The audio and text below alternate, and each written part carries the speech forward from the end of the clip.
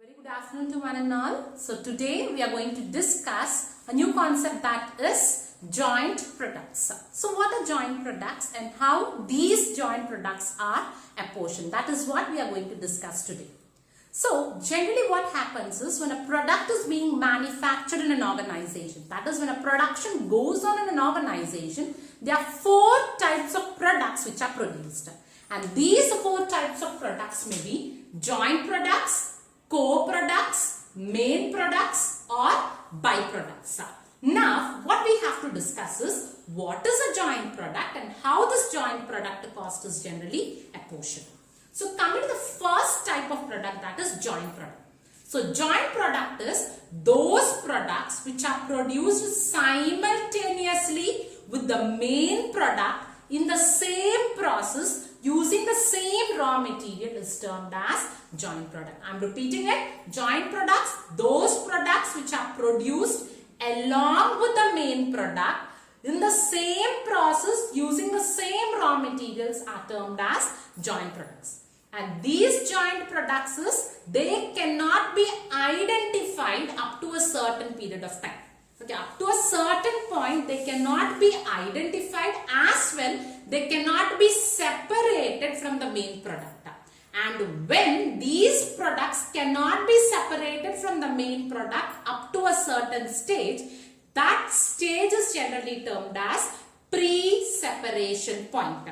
Okay, once it is separated after the pre-separation point, these joint products require further processing to make it finally usable. Clear? So joint products are those products which are manufactured along with the main product. Okay, and they cannot be separated up to a certain point of time. So that point is generally termed as pre-separation point. After that point, these products have to be separated and these products require further processing. Clear? And coming to the second type of product, that is co-products. So what are co-products is? Co-products are the products which are produced in different varieties in the same industry. That is, these products are not the result of the same manufacturing process. It is not coming out of the same manufacturing process. But these co-products are the similar products which are produced in the organization. Let me give you an example of co-products. In a furniture industry, if the carpenter is making chairs, the carpenter is making tables, the carpenter is making a rolling chair. So these are the examples of different varieties of product which are generally manufactured in a furniture industry. That is co-product. Whereas joint products is when you are digging out petroleum, when crude comes out of it, when fuel oil comes out of it, when lubricants come out of it. Up to a certain point you cannot identify the product. And after a certain point you can identify the product but you cannot separate it. So that is termed as joint product. Is it clear? And coming to the difference between joint products and co-products, the first difference is joint products are simultaneously produced. That is, it is produced along with the main product. But co-products are separately produced. Those products which are produced in different varieties in the company are termed as co-products. And the second difference is no separate identity till split off point. That is, joint products cannot be identified up to a certain point and cannot be separated up to a certain point. Whereas co-products, they are manufactured as separate products from the starting itself.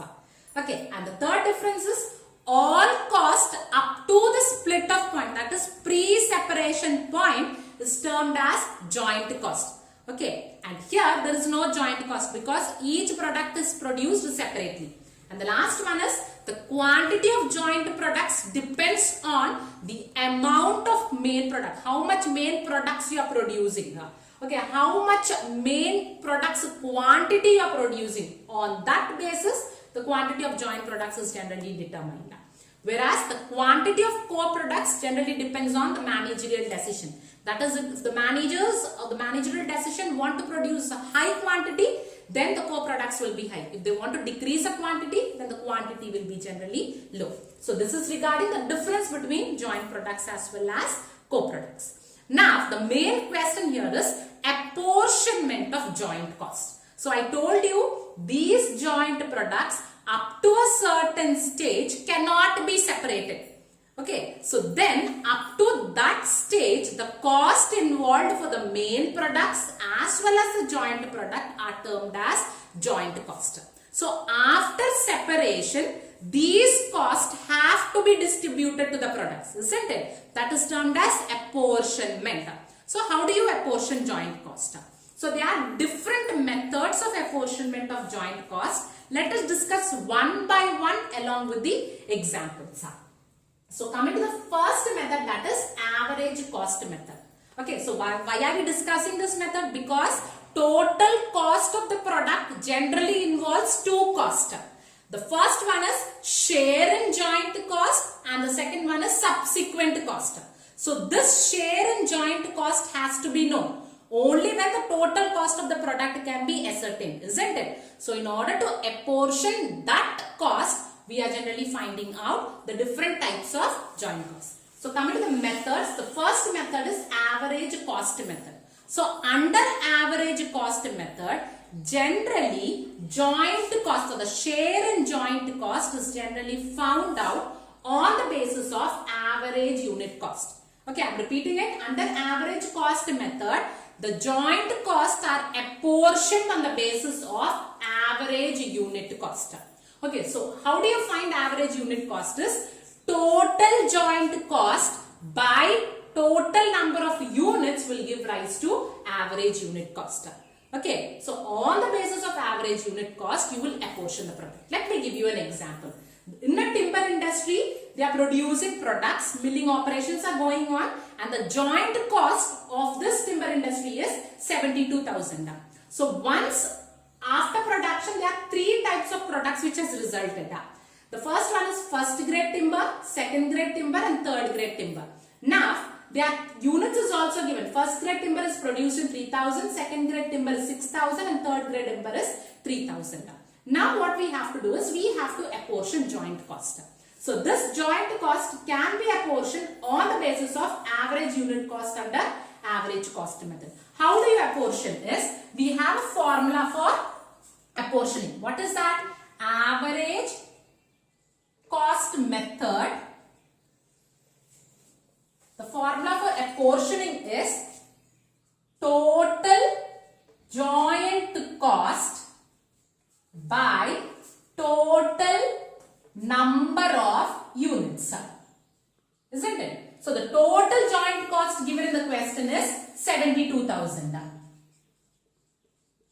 by, okay, and total number of units is, all the three units together are 12,000.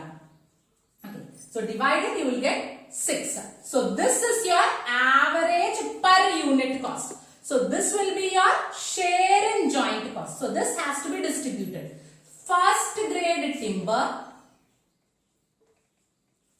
the cost of first grade timber is, total number of units is 3,000 and the share of joint cost is 6. Then it is costing 18,000. And second grade timber, number of units is 6,000 given. 6,000 into 6 is equal to, so the cost of second grade timber is 36,000. In the same manner, third grade timber, the cost is 3,000.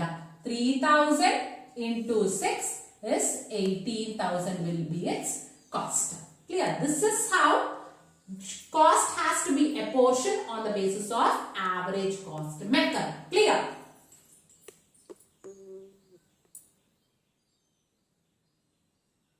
So the second method of apportioning joint cost is physical quantity method. So physical quantity method, joint costs are generally apportioned on the basis of physical quantity. That is on the basis of either volume, quantity or weight. Generally joint costs are apportioned. Let me give you an example in order to explain how the joint costs are apportioned. So there is a given date of Hindustan Coke Limited. These are the joint products which are produced by Hindustan Coke Limited. And the yield per ton is also given now. And the price of coal is given as 80 per ton. Direct labor and overhead costs are given as 40 and 60 up to the split off point. And you are asked to calculate the material labor, overhead and total cost of each product on the basis of weight. So on the basis of weight in the sense, on the basis of physical quantity, because in physical quantity method, generally costs are apportioned on the basis of weight. So let us see how to calculate. Okay, so calculation of apportionment of cost of Hindustan Coke Company Limited. Okay, so the products which are given is coke, coal tar, benzol, sulfate ammonia and gas. Next, the yield per ton given as 1420, 120, 22, 26 and 412, isn't it? It's right, the same thing. 120, 22, 26, 412. And under physical quantity method, you are apportioning on the basis of weight, isn't it? Percentage of total on the basis of weight. Okay, so the total weight is, if you add everything, you are going to get the total weight as 2000. So, the first one for coke, how is the cost generally apportioned is 1420 divided by 2000 into 100. So if you do, you will get 71. How you will do? 1420 by 2000 into 100. In the same manner, for coal tar, 120 divided by 2000 into 100. Then you are going to get the answer as 6. And for the benzol, 22 divided by 2000 into 100. 1.1. Again 26 divided by 2000 into 100. You are going to get 1.3. 412 divided by 2000 into 100. You are going to get 20.6. So the total what you get is 100. Clear? So now what I ask you to find, calculate material, labor, overhead and total cost on the basis of it. Okay, the first thing what they ask you to calculate is material. So here the material is coal. So the amount of coal is given as 80 per ton. So what you have to do? 80 into weight is 71 by 100. Okay, then you are going to get the answer as 56.80. Again for coal tar, 80 into 6 by 100. Then the answer what you get is 4.80. Next, 1.1, isn't it? 80 into weight is 1.1 by 100. You are going to get 0.88. In the similar manner, 80 into 1.3 divided by 100 if you will do, you are going to get 1.04. 20.06, isn't it? 80 into 20.06 by 100, you are going to get the answer as 16.48. And the total of this is 80. Clear? And the second thing what they ask you to find is labor. Apportionment of direct labor cost. Okay. So the direct labor amount given is 40, isn't it? 40 into, on the basis of weight, cost is being apportioned. Weight is 71 divided by 100. Okay, that the answer what you get is 28.4. Again 40, okay, into 6.0 divided by 100. Then you are going to get 2.4. And in the same manner if you will do, you are going to get 0.44 for this and 0.52 for this and 8.24 for this. And the total is 40. And the next thing what they ask you to find is overhead, isn't it? Overhead cost you have to apportion. The cost of overhead given is 60. So 60, it is apportioned on the basis of weight. So weight is 71. 71 by 100 if you will do, you are going to get 42.6. Again 60 into 6.0 divided by 100. You are going to get 3.6. In the same manner do it, you will get 0.66. 0.78 and 12.36 and the total is 60. Now, the next thing what they ask you to find is total cost. Okay, so coal, direct material and overhead. Add 3 costs, then you will get the total cost, that is 127.80. Again 4.80, 2.4, 3.6, 10.80. And for this 1.98, and adding these 3 you will get 2.34, 37.08. 180. So this is how you will apportion on the basis of physical quantity method. The third method in apportioning joint cost is sales value. So under this method, generally joint costs are apportioned on the basis of ratio to sales value. So the sales value is generally when the number of units is multiplied with the selling price per unit. Then the value what you get is known as sales value. For example, from the number of units you have multiplied selling price. For A product you have got 10,000 and for B product the sales value you have got 20,000. So the ratio of A and B is 1:2. So on the basis of 1:2, joint cost will be apportioned under sales value method. Clear? And coming to the fourth method, that is sales price method. The name itself indicates. Under this method, joint costs are apportioned on the basis of ratio of sales price per unit. Okay, the sales price per unit of product A is 20 and B is 30. The ratio of A and B is 2:3. So on the basis of this selling price per unit, generally the joint costs are apportioned. Okay. And coming to the fifth method, that is contribution method. So under contribution method, joint costs are generally apportioned on a different way. Different way in the sense, in joint cost, you will have a variable cost as well as a fixed cost, isn't it? Joint cost is a combination of variable cost as well as fixed cost. So under contribution method, all the variable portion of joint cost is apportioned on the basis of weight.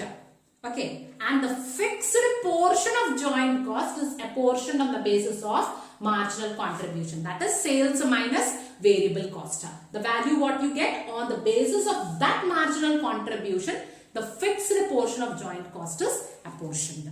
Okay, and coming to the last method and the most famous and the familiar method, net realizable method.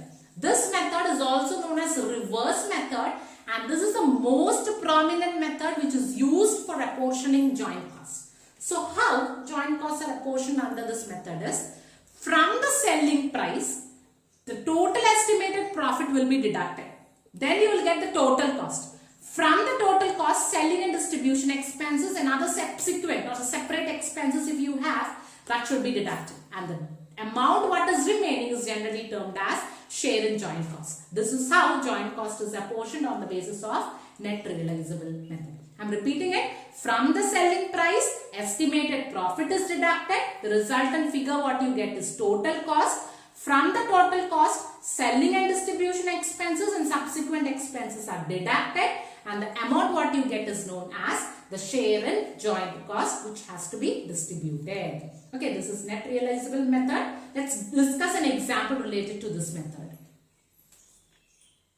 So coming to the example for net realizable value. So under net realizable value, as we have discussed, we will find joint cost by using a pro forma, and the pro forma is from the sales estimated profit is deducted, you will get the total cost, and from the total cost, separate cost or subsequent cost or selling and distribution expenses should be deducted, and the resultant figure is share in joint cost, isn't it? So using that pro forma, we are going to solve an example.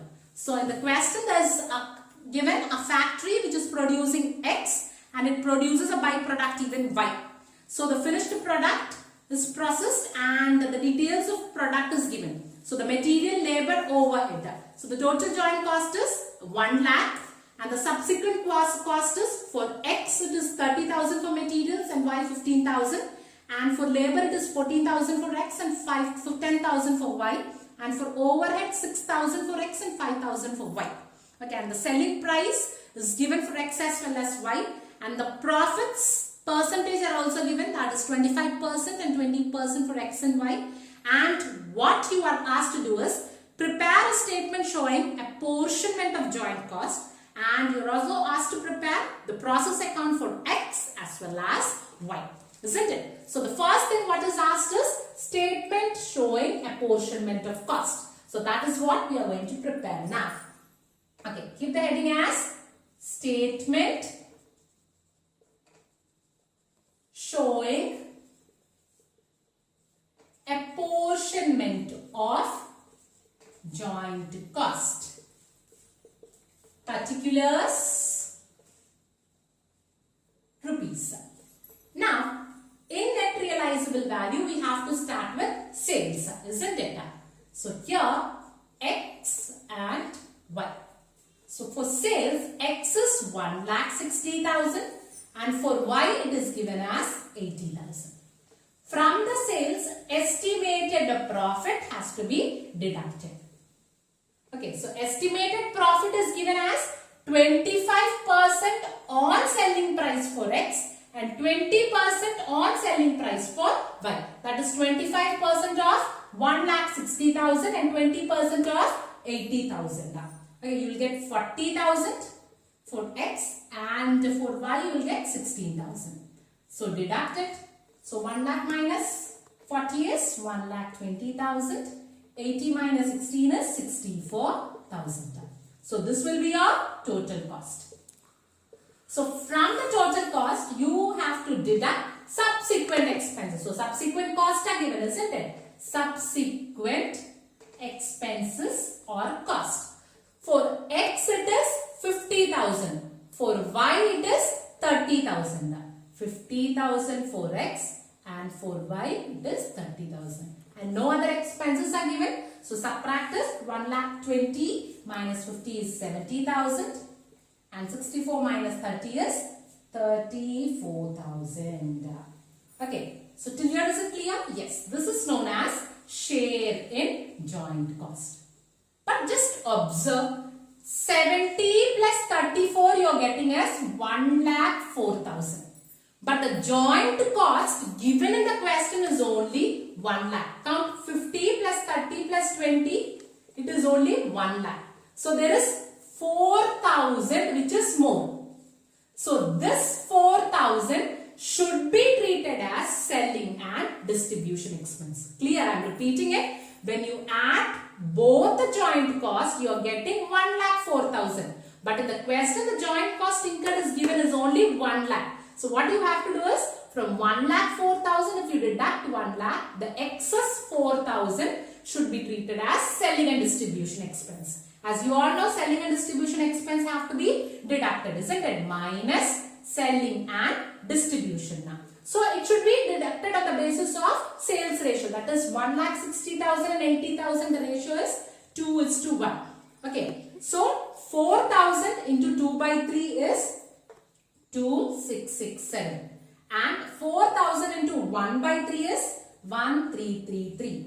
So you will get as 67337 and 32,667. So this will be your share in joint cost. Okay, till here is it clear? Yes, sir. And now, the second thing what they ask you to do is prepare process account of X and Y. Okay, so what they ask you to do? Prepare process account of X and Y. So now we are going to prepare the process account of X. Okay, particulars. X is your main product, isn't it? Amount, particulars, amount. Okay, first starting with 2 materials. Okay, so material, the joint cost of material is, see the joint cost, 50,000. So keep 50,000 as your joint cost. And the subsequent cost is, here subsequent cost for X is given as 30,000. 80,000. Okay, next, 2 labor. So joint cost is 30. Write the same thing, 30. Subsequent cost is 14,000. 30 plus 14 is 44,000. The next to be included is overhead. So the joint cost is 20,000 and the subsequent cost is 6,000. Joint cost is 20,000. Subsequent cost is 6,000. So 20 plus 6 is 26,000. Next, one more expense, to selling and distribution expense. Okay, that you have to. What is the selling and distribution expense for X? 2,667. Okay. Next, no other things is given in the question. And here, buy sales. Okay, what is the sales value for X? 1,60,000. Okay, so when there is a byproduct, the byproduct share should be added in the X account. It should be credited in the X account. By share in joint expense. Okay, of Y. Y's share should also be credited in X account. So what is the share? It is 32,667. So tally it, then you will get to profit and loss account, profit 40,000. And the total is 1,92,667. 1,92,667. This is X account. And now we will come with Y account. Y is your byproduct, isn't it? So particulars, amount, particulars, amount. So now for Y, you have to start with this share should be debited here to X account. What is the share? 32,667. And next, 2. In byproduct, only the subsequent cost have to be added. The joint means product cost will not be added, isn't it? To material. What is the cost of Y? 15,000. Write that. To labor. What is the cost of Y? 10,000. To overhead, cost of Y is 5,000. To selling and distribution, what is the selling and distribution? 1, 3, 3, 3. Okay. Next you have buy sales. What is the sales of Y? 80,000. So tally it, you will get to P&L account profit of how much? 16,000. Okay, if you tally, you will get 80,000 as your tallied answer. Okay, this is how you have to do joint cost apportionment under net realizable method. Remember one thing, when you are writing your Y account, you will only include the subsequent cost. You are not going to include the joint cost. Clear? That has to be kept in mind. Thank you.